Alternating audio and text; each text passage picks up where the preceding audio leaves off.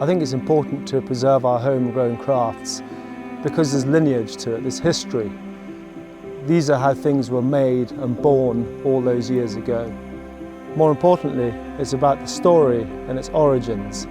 So I love stories and world myths, and quite often they're the catalyst for ideas of inspiration and things in the piece that I'm making. On the Isle of Jura, people say that when the swallows disappear in the winter, that they're not actually flying south, they're diving into the sea and becoming fish and swimming around the island and then come up again in the spring. And that sort of little bit of magic that people don't really expect when they first see a piece, and then they just sort of have a big grin. That's what I like.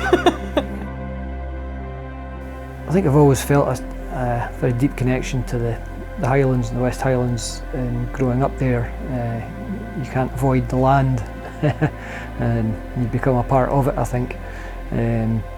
I think the more I explore the history behind the making and behind the martial culture, it becomes very much more a personal connection that way. If anyone really wants to engage with Scotland and what traditional Scottish culture is, if that's what you're looking for, then absolutely essential to get off the beaten path, find the small rural communities and engage with the locals there.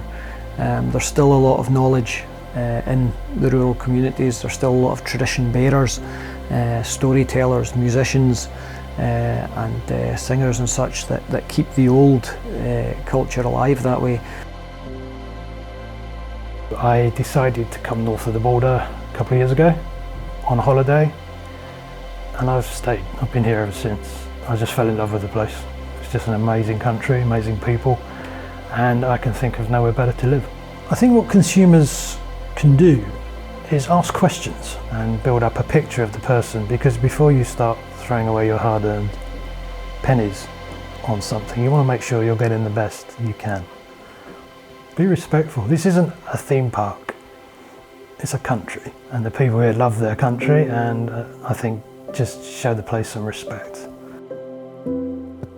My favourite thing about Scotland has to be the scenery and the people. If you look out on the landscape behind me, it's pretty spectacular.